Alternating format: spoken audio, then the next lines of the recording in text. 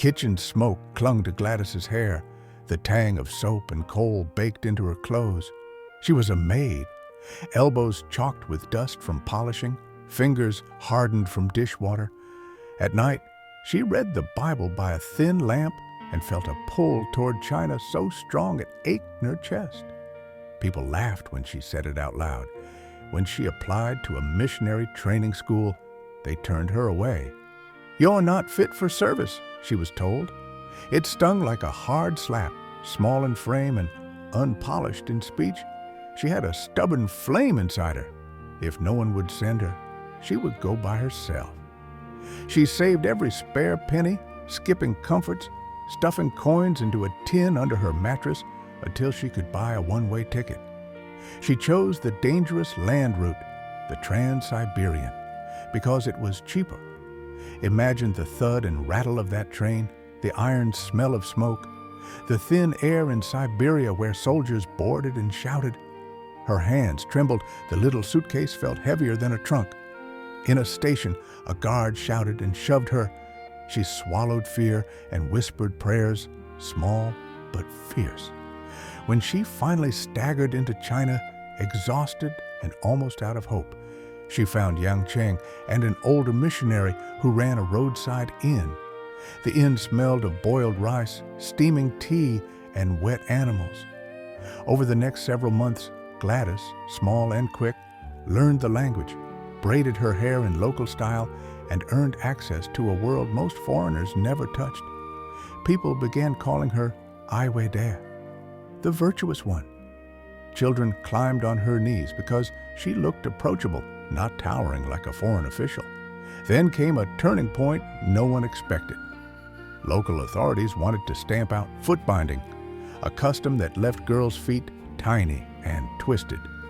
They needed a foot inspector, someone with unbound feet, to examine girls and enforce the new law without offending families. They asked Gladys.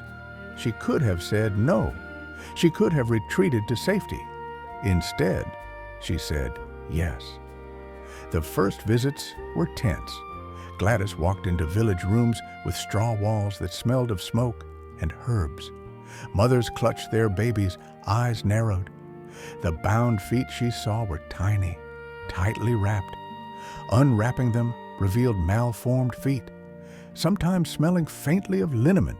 Gladys's small, gentle hands moved carefully as she explained softly in the language she'd learned.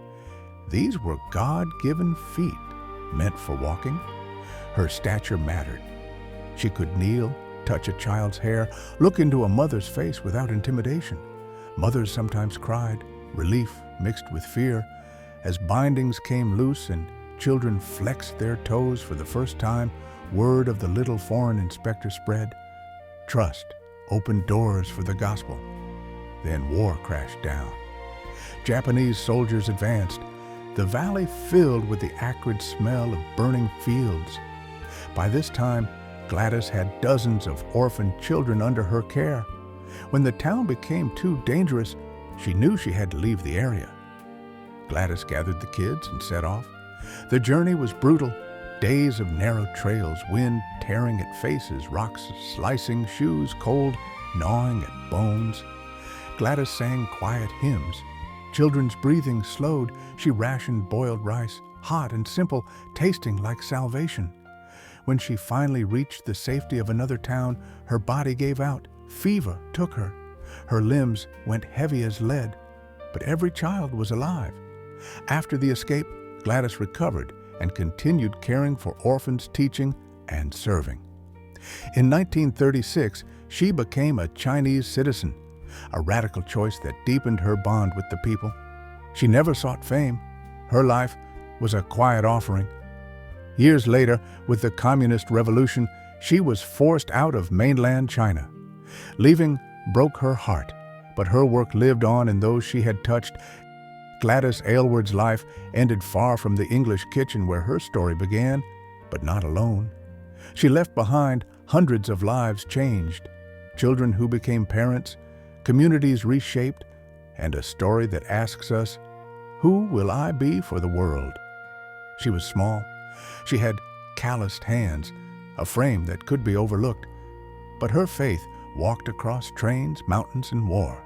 That smallness allowed her to bend down, to touch, to unbind, to be trusted in the darkest hours.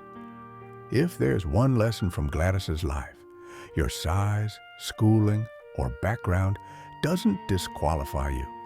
Sometimes the world needs a small, brave hand to reach in and make something broken whole. No one is too small for God's work. Next, see how Johnny turned a diving tragedy into a life-changing mission. Click the video on your screen to watch it now.